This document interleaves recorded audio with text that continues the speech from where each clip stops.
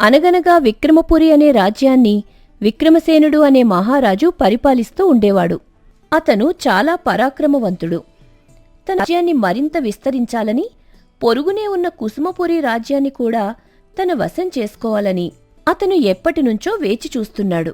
ఒకనాడు కుసుమపురి రాజు ధర్మకీర్తి నుండి విక్రమసేనుడికి ఒక ఆహ్వానం అందుతుంది. తమ రాజ్యంలో జరిగే వసంతోత్సవ విందుకు రావాలని ఆ ఆహ్వానం సారాంశం.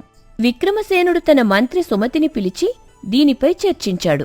మహారాజా, కుసుమపురి రాజు మనల్ని విందుకు ఆహ్వానించడం మంచి పరిణామమే. మీరు అంగీకరిస్తే మనం అక్కడికి వెళదాము. ఎప్పట్నుంచో ఆ రాజ్యాన్ని మీ వశం చేసుకోవాలని చూస్తున్నారు కదా. విందుకు వెళ్లటం వల్ల ఆ రాజ్య రక్షణ వ్యవస్థను, భౌగోళిక పరిస్థితులను స్వయంగా చూసినట్టు ఉంటుంది. అలాగే వారి ఆతిథ్యాన్ని స్వీకరించినట్టూ ఉంటుంది. మంత్రివర్య, మీ ఆలోచన బాగుంది. తప్పకుండా వెళ్దాం. పొరుగు రాజ్యపు రాజు మనకు కబురు పంపినప్పుడు కాదనడం ధర్మం కాదు. వెంటనే మనం విందుకొస్తున్నామని వారికి వర్తమానం పంపండి. కుసుమపురి రాజ్యానికి విక్రమసేనుడి రాక గురించి సమాచారం అందింది. రాజు ధర్మకీర్తి తన అతిథి కోసం రకరకాల పిండి వంటలు, షడ్రుచోపేతమైన విందు భోజనాన్ని ఏర్పాటు చేశాడు. విక్రమసేనుడు తన సైన్యంతో మంత్రితో కలిసి కుసుమపురి చేరుకున్నాడు. ఆ రాజ్యంలోని అందమైన కోటలు, సుభిక్షమైన ప్రజలను చూసి విక్రమసేనుడు మనసులోనే ఒక నిర్ణయానికి వచ్చాడు. ఆహా, ఎంతటి సుందరమైన రాజ్యమిది! ఇలాంటి రాజ్యాన్ని త్వరలోనే నా సొంతం చేసుకోవాలి. నా కల నెరవేరే రోజు దగ్గరలోనే ఉంది. విందు భోజన సమయం ఆసన్నమైంది. విక్రమసేనుడు, అతని మంత్రి సుమతి, కుసుమపురి రాజు ధర్మకీర్తి కలిసి భోజనం చేస్తున్నారు. భోజనం ముగిసిన తర్వాత విక్రమసేనుడు నేరుగా ధర్మకీర్తితో తన మనసులోని మాటను బయటపెట్టాడు. ధర్మకీర్తి మహారాజా, మీ ఆతిథ్యం చాలా బాగుంది. కానీ నేనొక విషయాన్ని స్పష్టం చేయాలి. నాకు మీ రాజ్యాన్ని జయించాలని కోరికుంది. నేను తిరిగి వెళ్లిన తర్వాత దీనిపై నా నిర్ణయాన్ని తెలియచేస్తాను. విక్రమసేనుడు తన రాజ్యానికి తిరిగి వచ్చిన కొద్ది రోజులకే కుసుమపురి రాజుకు ఒక లేఖ పంపాడు. అందులో మీరు యుద్ధానికి సిద్ధంగా ఉండండి అని హెచ్చరిక పంపాడు. దానికి సమాధానంగా ధర్మకీర్తి నుండి ఒక వింతైన లేఖ వచ్చింది. విక్రమసేన మహారాజా, మీరు యుద్ధం కోరారు. దానికి మాకు సమ్మతమే. కాని ఈ రాజ్యంలో హింసకు తావులేదు. రక్తం చిందించడం మాకు ఇష్టం లేదు. కాబట్టి మన యుద్ధం రణరంగంలో కాదు, చదరంగంలో చూసుకుందాం. మా రాజ్య ఆచారం ప్రకారం యుద్ధంలో రాజ్యాన్ని గెలుచుకున్న రాజు మా రాజకుమారిని కూడా వివాహం చేసుకోవాలి. ఈ నిబంధనలకు మీరు సిద్ధమైతే చదరంగ యుద్ధానికి మేము సిద్ధంగా ఉన్నాము. లేఖ చదివిన విక్రమసేనుడు అయోమయంలో పడ్డాడు. అతనికి చదరంగం అంటే ఏమిటో అస్సలు తెలియదు. వెంటనే మంత్రిని పిలిచి ఆరా తీశాడు. మంత్రివర్య, యుద్ధం చదరంగంలో చేద్దామని ధర్మకీర్తి లేఖ రాశాడు. ఇంతకీ ఏమిటా చదరంగం? దాని గురించి మీకేమైనా తెలుసా? ప్రభు, క్షమించాలి. చదరంగం అనే పదం నేను వినడమే కాని ఆ ఆట ఎలా ఆడాలో నాకు అవగాహనే లేదు. అది తెలివైన వారు ఆడే ఆటని మాత్రం నేను విన్నాను. మరి ఇప్పుడు ఎలా? చదరంగం తెలియకుండా అక్కడికి వెళితే మనం ఓడిపోవడం ఖాయం కదా. త్వరగా దీని గురించి తెలుసుకోండి. మన గౌరవం కాపాడాలి. 2 రోజులు గడిచాయి. విక్రమసేనుడి వద్దకు ఒక రహస్య లేఖ చేరింది. అది ధర్మకీర్తి కుమార్తె రాజకుమారి మల్లిక పంపిన లేఖ. మంత్రి ఆ లేఖను రాజుకు అందించాడు. మహారాజా, కుసుమపురి రాజకుమారి మల్లిక మీకోసం ఒక ఉత్తరం పంపారు. ఇందులో ఏదో ముఖ్యమైన విషయం ఉన్నట్టుంది. మీరే స్వయంగా చదవండి. విక్రమసేనుడు ఆ లేఖను చదివాడు. అందులో ఇలా ఉంది. మహారాజా, మీకు చదరంగం అంటే ఏమిటో తెలియదని నాకు అర్థమైంది. చాలామంది రాజులకు దీని గురించి అవగాహన ఉండదు. కానీ నా తండ్రిగారికి తెలియకుండా నేను మీకు సహాయం చెయ్యాలని అనుకుంటున్నాను. మీకు చదరంగం నేర్పించడానికి నేను సిద్ధంగా ఉన్నాను. ఈ రాత్రికి మన రాజ్యాల సరిహద్దులో ఉన్న రహస్య కోట దగ్గరకు రండి అని ఉంది. విక్రమసేనుడు ఆశ్చర్యపోయాడు. శత్రువు కుమార్తె తనకు సహాయం చెయ్యాలనుకోవడం అతనికి వింతగా అనిపించింది. అయినప్పటికీ రాజ్యాన్ని గెలవాలనే పట్టుదలతో అతను ఆ రాత్రి రహస్యకోట వద్దకు వెళ్లాడు. అక్కడ ముఖానికి ముసుగు ధరించి విక్రమసేనుడి కోసం వేచి చూస్తోంది. మహారాజా, మీరొచ్చారా? సమయం తక్కువగా ఉంది. చదరంగం అంటే కేవలం ఆట కాదు, అదొక వ్యూహం. ఇక్కడుండే పావులను ఎలా కదిలించాలో నేను నేర్పిస్తాను. జాగ్రత్తగా గమనించండి. మల్లిక దూరం నుండి నిలబడి చదరంగం పలకమీద ఉన్న పావుల గురించి వివరించసాగింది. ఏ పావును ఎప్పుడు కదిలించాలి, మంత్రి శక్తి ఏంటి, రాజును ఎలా రక్షించుకోవాలి అనే విషయాలను ఆమె క్షుణ్ణంగా నేర్పించసాగింది. విక్రమసేనుడు ఎంతో ఏకాగ్రతతో ఆమె చెప్పే సూచనలను పాటిస్తూ చదరంగ తంత్రాన్ని నేర్చుకోవటం మొదలుపెట్టాడు.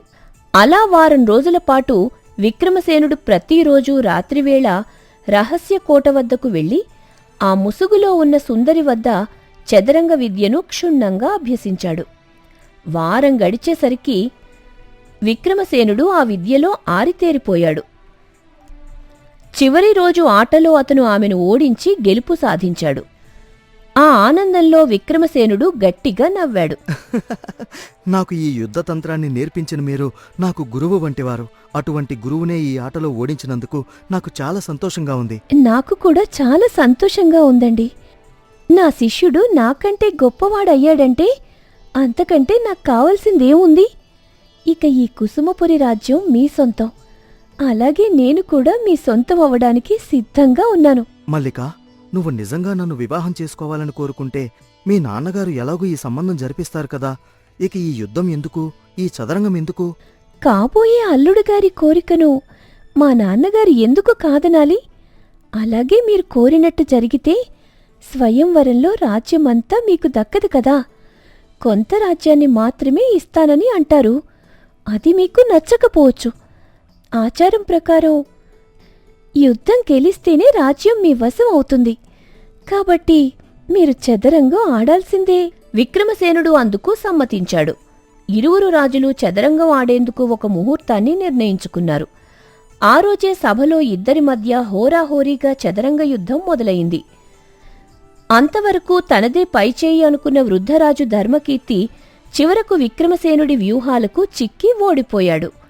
ధర్మకీర్తి ఆశ్చర్యపోయి విక్రమసేనుడిని మెచ్చుకున్నాడు. శబాష్ విక్రమసేన, ఈ విద్యను మీరు ఎక్కడ నేర్చుకున్నారో తెలియదు కాని చాలా గొప్పగా నేర్చుకున్నారు. తీర్పు ప్రకారం ఈ రాజ్యం ఇక మీదే.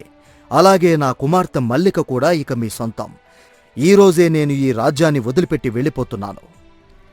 వెంటనే ధర్మకీర్తి తన పరిచారికల చేత రాజకుమారిని అక్కడికి పిలిపించాడు.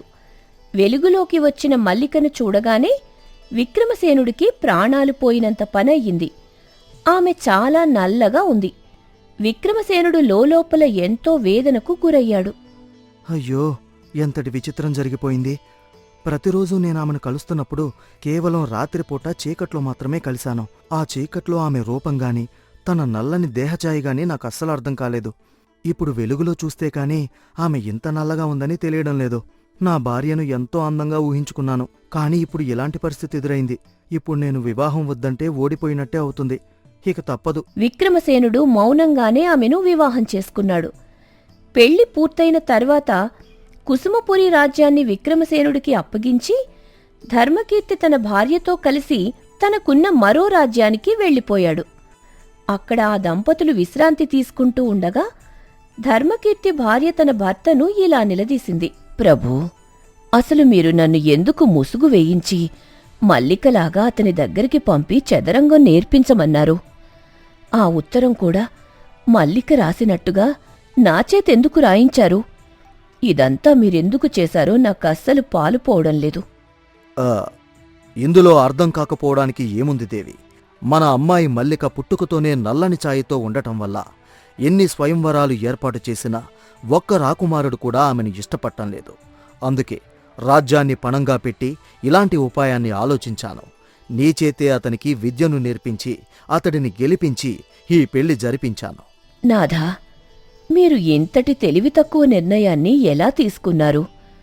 ఈ వివాహం సమయంలో ఆ విక్రమసేనుడి ముఖం గమనించారా? అపారమైన అయిష్టంతో ఏదో బలవంతానికి లోనైనట్టుగా అతను మన కుమార్తె చేతిని పట్టుకున్నాడు. అల్లారు ముద్దుగా కంటికి రెప్పలా మనం పెంచుకున్న మన మల్లికను మనసులో అణువంతైనా ఇష్టం లేని ఆ వ్యక్తి ఎలా ప్రేమగా చూసుకుంటాడని మీరు నమ్మారు? ఒక తండ్రిగా ఇంతటి సాహసానికి ఎలా ఒడిగట్టారు ప్రభూ? మీ వ్యూహం మన కుమార్తె జీవితాన్ని బలి తీసుకోదు కదా. దేవి పలికిన ఆ పదునైన మాటలు వినగానే ధర్మకీర్తి మనసు ఒక్కసారిగా కలత చెందింది. ఆమె అడుగుతున్న ప్రశ్నల్లోని నిజం అతనికి ఇప్పుడిప్పుడే బోధపడసాగింది. నిజమే, దేవి పలుకులలో యథార్థముంది. కేవలం ఒక ఉపాయంతో కార్యాన్ని సాధించాను అనుకున్నాను కాని ఆ విక్రమసేనుడి మనసుని నేను గెలవలేకపోయాను. పరస్పర అనురాగం లేని ఈ పరిణయం నా పుత్రికకు సుఖాన్నిస్తుందా, లేదా జీవితాంతం ఆమెను దుఃఖసాగరంలో ముంచుతుందా అని అతడు గాఢమైన ఆలోచనలో మునిగిపోయాడు. అటువైపు రాజసౌధంలోని ఏకాంత మందిరంలో మహారాజు రాకుమారి మాట్లాడుకుంటున్నారు. దేవి, మీకు నా కృతజ్ఞతలు. మీరు నాకు చదరంగంలోని మెళకువలు నేర్పించి ఉండకపోతే నేను మీ తండ్రిగారిని ఓడించి ఈ రాజ్యాన్ని కైవసం చేసుకోగలిగేవాణ్ణే కాదు. మీ సహకారమే నన్ను విజయతీరాలకు చేర్చింది. ప్రభూ, ఒక్క క్షణం ఆగండి. మీరు పలుకుతున్న మాటలు నాకు అయోమయాన్ని కలిగిస్తున్నాయి. నేనేమిటి మీకు చదరంగం నేర్పించడమేమిటి? నా జీవితంలో నేను ఎన్నడూ మీకు ఆ విద్యను బోధించలేదే. అదేమిటి దేవి, అలా సెలవిస్తున్నారు? మీరే కదా స్వయంగా నాకు ఉత్తరం వ్రాసి రహస్యంగా నన్ను కలిసి చదరంగంలోని మెళకువలన్నీ క్షుణ్ణంగా నేర్పించారు. ప్రభూ, ఇప్పుడు నాకసలు విషయం బోధపడుతోంది. ఇందులో ఏదో పెద్ద పొరపాటు జరిగినట్టుంది. నా తల్లిదండ్రులు నాకోసం ఎన్నోసార్లు స్వయంవరాన్ని ఏర్పాటు చేశారు. కాని వచ్చిన రాజకుమారులెవ్వరూ నా బాహ్యరూపాన్ని చూసి నన్ను ఇష్టపడలేదు. వారంతా నిరాశతో వెనుతిరిగి వెళ్ళిపోయారు. అయితే ఈ విజయానికి ఆ ఉత్తరానికి సంబంధమేమిటి? వినండి ప్రభూ, మీరు ఈ రాజ్యం కావాలని కోరిన తరుణంలో నా తల్లిదండ్రులు ఒక నిశ్చయానికి వచ్చారు. రాజ్యంతో పాటు నన్ను కూడా మీకు అప్పగించాలని వారు తలుచుంటారు. అందుకే మీకు తెలియకుండా నా స్థానంలో స్వయంగా మా అమ్మగారే వచ్చి మీకు ఆ చదరంగ విద్యను నేర్పించుంటారు. నాపై ఉన్న మమకారంతో మీకు విజయాన్ని చేకూర్చి తద్వారా నాకు వివాహం జరిపించాలని వారు ఈ రహస్య పథకాన్ని రచించుంటారు. రాకుమారి నోటి వెంట వెలువడిన ఆ సత్యాన్ని విని మహారాజు నివ్వెరపోయాడు. తన విజయానికి వెనుక ఉన్నది రాకుమారి కాదు, రాణిగారి మాతృప్రేమ అని తెలిసి ఆయన చిత్తం ఆశ్చర్యంతో నిండిపోయింది. మహారాజా, మీరు చింతించకండి. కేవలం విధి ఆడిన వింత నాటకం వల్ల మన వివాహం జరిగిందని నాకు అర్థమవుతోంది. మీకు నాపై ఇష్టం లేకపోతే నిస్సంకోచంగా చెప్పండి. నేను మీ జీవితంలోకి రాను. ఇక్కడి నుండి అరణ్య బాట పడతాను. నా తండ్రి వద్దకు తిరిగి వెళ్లలేను. ఎందుకంటే వారు ఎన్నో ఆశలతో అత్యంత వైభవంగా ఈ స్వయంవరాన్ని, వివాహాన్ని జరిపించారు. నేను తిరిగి వెళితే వారిని బాధ పెట్టిన దానినవుతాను. అందుకే ఈ విషయం మా తల్లిదండ్రులకు తెలియకుండా రహస్యంగా ఉంచినట్లయితే నేను మీకు దూరంగా అడవికి వెళ్ళిపోతాను. మల్లిక యొక్క నిస్వార్థమైన మాటలు విన్న మహారాజు విక్రమసేనుడు ఒక్కసారిగా చలించిపోయాడు.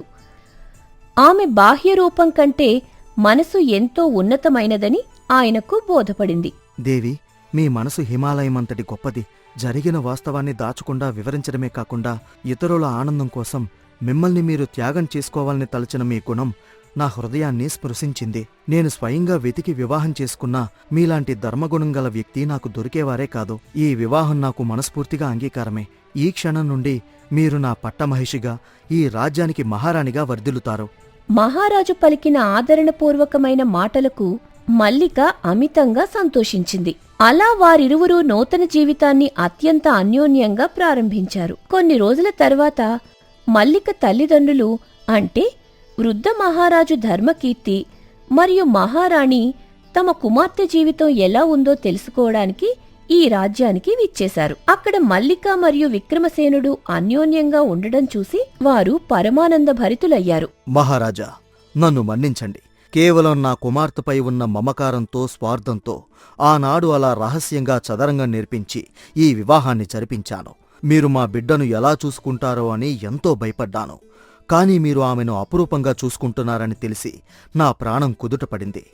మామగారు, మీరు చదరంగం నేర్పించుండవచ్చు, కాని ఆమె నాకు జీవిత పాఠాన్నే నేర్పించింది. ఒక వ్యక్తికి అందం కన్నా గుణమే ముఖ్యమని మల్లిక నిరూపించింది. నల్లని ఛాయ అయితేనేమి, ఆమె మనసు స్వచ్ఛమైనది. అటువంటి వ్యక్తి నా భార్యగా రావడం నా అదృష్టం. వారి మాటలకు అందరూ సంతోషించారు. విందు భోజనం ముగించుకుని తృప్తిగా ధర్మకీర్తి దంపతులు తమ రాజ్యానికి వెనుదిరిగారు. నీతి: బాహ్య సౌందర్యం కన్నా అంతర్గత సౌందర్యమే శాశ్వతమైనది. రూపం కన్నా గుణమే మనిషికి అసలైన అలంకారం.